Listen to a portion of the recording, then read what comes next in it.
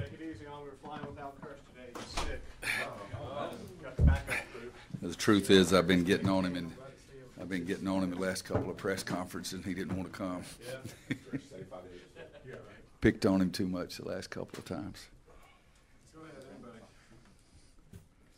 What are the long-term benefits, or maybe short-term benefits, even winning a game the way you did against Arkansas, coming back, and showing some hard play? I think there are benefits, and I'd say both. Short-term benefits because you won, and I think that gives them a little more confidence. Long-term benefits, it shows that when you're really focused and you're concentrating and giving all the effort that you can give, some good things can happen. So I think it is a little bit of both. I've had the question several times since the game is, do you always have to win one like that to keep winning and win the whole? I think you have to win 1, 2, 3, 4, 5, 6, 7, 8, 9, 10 like that during the course of a season.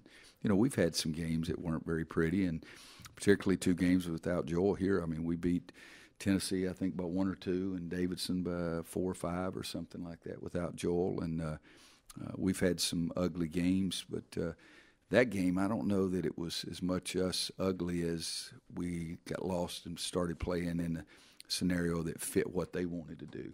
We rushed some shots, we took some chances.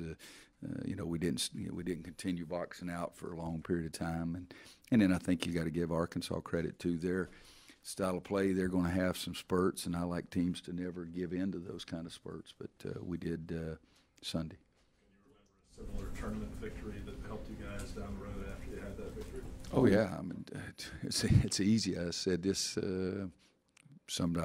there's been a lot of media requests, but I remember in '82 we blew out James Madison. I brought that one up 1,000 times. And we had Worthy and Perkins and Jordan, those 3 pretty good players, and Dean Smith on the bench, and we blew out James Madison 52-50 in Charlotte, I think. Charlotte, right here. And their starting guards, Eddie Fogler helped them get one, and I helped them get the other one. It was Fisher was one kid's name, and then David DuPont that played at Greensboro Page, went to James Madison, and I can't remember the Fisher young man's first name. It was a few years ago, 35 years ago, I guess. But I think that we lucked up that time, got by.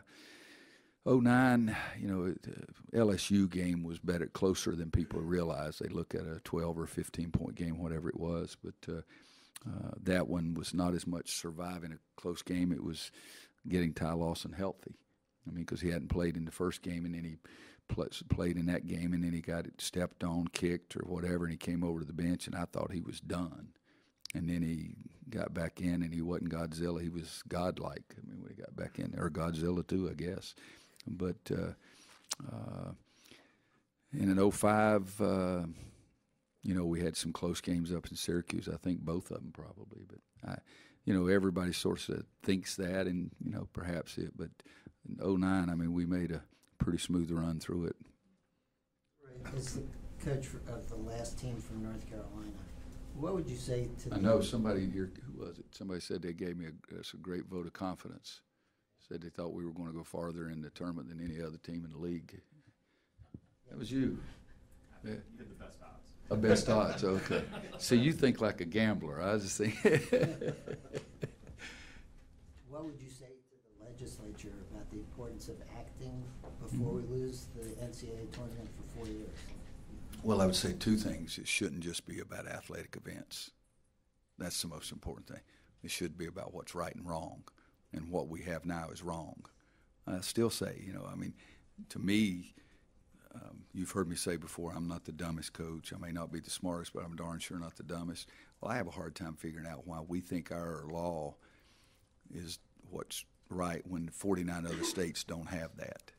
Are we that much smarter than 49 other states? But so I'd say 2 things. One, I don't think it should be just because of athletic events. I'm in that world. I see student athletes walking these halls that are in that world. I think it's wrong to deny them opportunities to play at home. We've had some tremendous wins for us, Duke, State, everybody having a home crowd with us. And Duke paid the price this weekend because they had a very significant road crowd down there. But the biggest thing is, guys, it's just not right. I mean, and I'll stand up and say that on any building anywhere as long as you promise not to push, because it's just not right. It's not just about athletics. It is just not right. Well, you've spoken out about that a couple of times. HB2 made the Trump comment a while back that people paid attention to. Why do you feel so comfortable speaking out about political things? And does any of that come from watching Coach Smith and how he handles some of that over the years?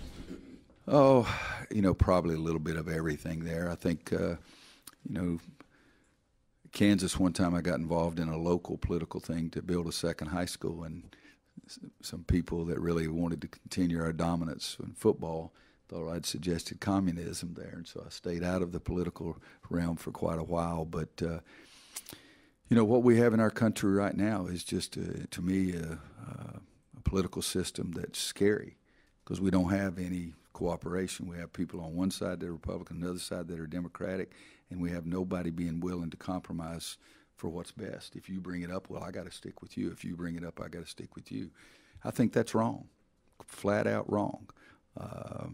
That's extremely important to me. When I forget now, and I should remember, and I won't guess his name, but there was a older politician that retired last year and said it was just so hard to get anything done because you couldn't go across the aisle and convince someone that something should be based on its merit as opposed to who brought it up. So that's the biggest thing right there. The HB2 is I don't want to have our state looked at the way it's being looked at, because that's not right. And that really bothers me. And so those two things there, it's based on what I think is right. And I don't want to be compared to Coach Smith on that, because he did what he thought was right, but this is nowhere near what he did, and in the turbulent times. But I'm afraid we're going to get into more turbulent times just because we're over here and we're over there, and nobody's willing to go compromise. It's just a troubling time for me, and I'm a basketball coach, and everybody will say he should stick to what he knows, but you guys know that I probably don't know a lot of basketball at certain times either, so why in the heck can I say anything about anything else? You talked about rebounding being an emphasis Thank for you. a long time. I do know a heck of a lot. I do know a lot more about that. I probably. It's something you've emphasized for a long time. Is there anything different you've done with this group? I mean, it depends on the personnel you have, Bryce not being back, than you sort of did with this group approaching rebounding. Was starting last summer. We practiced once a week for 4 weeks in the summer. You're able to do that, and I told him, gave him Rick Pitino's old line about those guys aren't walking back in that door. Bryce Johnson was not coming back. Marcus Page's the best defender we've had for 4 years, is not walking back in. And the biggest thing they provided was Marcus always boxed somebody out, came up with a rebound every now and then himself, including a big one in a national championship game. And Bryce was naturally probably the best rebounder I've coached since Nick Collison at Kansas. And so for me, and one time I had Nick Collison and Drew Gooden, that's probably two of the best three rebounders I've ever coached. But so we started emphasizing it the first day. We got to get rebounding from 5 people on the defensive board. You hear us on the bench. If you sit close enough all the time, we're screaming at a guy, get to the board. We never stop emphasizing it. And I think the team accepted that emphasis, and they've really done a nice job. Kennedy's been really a good rebounder for us. I think he could be even better. Tony Bradley's been a good rebounder for us, and I think he will get even better. Isaiah, I think, could be an even better rebounder than he is. Luke's got a good hands and a good feel for it, but, the combination of Justin and Theo and those guys. Kenny Williams, we miss Kenny Williams' rebounding from the 2 spot a lot, too, because we got to get Theo to get to those boards. But we emphasize it a heck of a lot and started a long time ago. In the 2 games that you played in Brooklyn and then Sunday against Arkansas, y'all had problems closing out the first half. And I think in all 3 cases, let a double-digit lead get down to single digits. Was there any common theme between those 3, and how troubling is that you guys have had those letdowns? Yeah, the common thing is we stunk the last couple of minutes, but I've never been one to talk about the first 4 minutes of the game, the last 4 minutes of the half, first 4 minutes of the second half. You can pull up those 3, and I'll have to look at it and everything, but I can pull up some big runs we've had right before the half, too, and so I've never focused on that. It doesn't mean I like it. Most of the time it's more a lack of staying sharp mentally and focused than it is anything else. But, a good team, you're not going to start out the game 5-0 and then go to 10-0 and then go to 20, and it's not double or nothing all the way. So we started out and we played really well early against Arkansas. At halftime, we told them, guys, they are not going to stop. That's not who they are. And so I think you have to give the other team some credit. Arkansas is going to keep coming at you. Yes, we made 2 turnovers, I think, in a 4-possession stretch. They made a 4-point play from the corner, made a 3, got 3 free throws. Another time the Macon kid scored 10 points on 3 baskets. But I don't ever get that upset about it or anything whatsoever. I remember Barry and Art, I remember Sonny Sparrow making a 3 at the end of the first half in the Carrier Dome, and their crowd went crazy. That cut it to 27. So it didn't make a heck of a lot of difference that night, but I'm probably going to miss that. But I think it was Sonny Sparrow that did it. But the common theme is not concentrating for the entire 40 minutes. But the other common theme is the other teams that we've been playing have been pretty good. I mean, I'm assuming you're saying Arkansas, Duke, and Miami. Correct, yes. They all 3 played in the tournament. They're not chopped liver, so I think that's part of it too. When you guys closed out with that 12-0 run, did that ever, when you do the practice 86-80 drill, is it ever that flawless on defense? Sometimes, sometimes we start out, we're ahead 86-80, and we end up losing because the blue team has no pressure. They sometimes beat us. Sometimes we try to flip-flop. We probably started out ahead by 6 with 3 minutes to play more than we do down 6 with 3 minutes to play. But we emphasize, and we do it literally 2 or 3 times a week, every week. And sometimes the white team does a great job. I usually cheer for the Blues and cheat for the Blues with my calls and everything like that to make it a little tougher. Coach, when you hear this late in the season, and you're competing against programs for the top unsigned recruits, and they're out of the tournament, do you find that as a disadvantage? No. Perhaps you can go see, but there's so many dead times, that you can't go see kids, and there's only a certain number of times, and I usually try to get far enough ahead that nobody's going to see a guy as much as I'm going to see him anyway. But I'd rather still be playing. I may die before that recruit gets here. I'd like to live through the next game and win that one.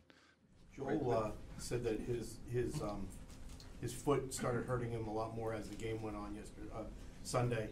Have you gotten any indication as to how much better it is now and what his status is? We put him in a boot when he came back just to protect him. We're going to have a light practice today of shooting and dummy offense, which is what we did last week. We're going to let him shoot free throws. We're getting a group over there. It's getting a little bigger than I want it to be because he's going to shoot 5 and Kenny's going to rebound, and Kenny shoots 5 when he rebounds. And tomorrow we'll look at it before practice and see what it looks like. I think he's better now than he was after the game. You're going to Memphis, so we know the routine there. Did you spit in the East River? No, and if I'd thought of it, I should have. Now that you made me think, I'm ticked off that I didn't. But yes, I will find a way there in Memphis. There's no question. What about the little reedy river that ran past your hotel in Greenville? No, I didn't do that one either. Everybody thinks I do it in honor. Honest to God, I am in New Orleans in 1982, and I never heard of this before. And some guy on the street said, "Coach, have you been to spit in the river?" I said, "What are you talking about?" He said, "It's always good luck to spit in the Mississippi." I can be coached. So I went and spit in the Mississippi River and came back, and everybody was laughing at me. And we beat Houston, and the next morning I leave, and I got 10 or 12 Carolina people that just came back from the river. And so that was 82, and then I guess it was 91 or 93. 93, I guess, we were back down there. No, 93, we're in St. Louis in the regionals, and I made the whole team go do it. And then all of a sudden the Kansas people, they tried to figure out some way to get the river in Lawrence, Kansas to make it all the way down. So they had it one morning at daybreak. They had several thousand people met at the bridge, and so got a little more famous for spitting than I've ever done anything in my life. So it's only the Mississippi then? Yeah. Okay. Yeah, I've not, as far as I can remember, I've never done anything. If you'd have told me it's good luck to spit in the Reedy or No, if you'd have told me the East River or Hudson or whatever it is, if you'd have told me that, I'd have been there. Have you watched any Butler film yet? No. Will you, when Tyler Lewis pops up on that film, you start having, I don't know if flashbacks is the right word, but you see a familiar face? Yeah, and I'm not going to look down. I've studied their stats. I think he has 133 assists and either 30 or 33 turnovers. That's really impressive. But I've known Tyler for a long time and really liked his game. At that time, the only thing that prevented us from really trying to push him is he and his family wanted to make a decision so early, and I wasn't willing to do it at that time. But I think he's a great player, great passer. I think I can't remember if he was on the team at State that beat us once or not, but no, I know a couple of those kids, and I really like their coach. I mean, Chris took over a tough situation just so quickly, and the way they played in Nassau a couple of years ago and beat us, and then I followed him. I haven't studied Butler, but I've seen him play twice this year on TV for 10 or 15 minutes just for watching college basketball. But I've got a tape. Once the tournament gets here, I start a little earlier. Usually I don't start until the night before or day before the game. But for Texas Southern, I started earlier. Arkansas, I didn't until we knew that they had beaten Seton Hall. But I'll look at a Butler tape tonight for the first time. One more about the comeback. I've seen a lot of them. We've all seen a lot of them, but I've never seen one where just before that there were a couple of unforced turnovers where one passed to another guy and just dropped it, went through his hands. It looked like at that point, really did look like the team was coming unglued. And then all of a sudden, how did you feel when we just couldn't catch the ball on the perimeter? Well, you know, we have one that bounces off Nate's head.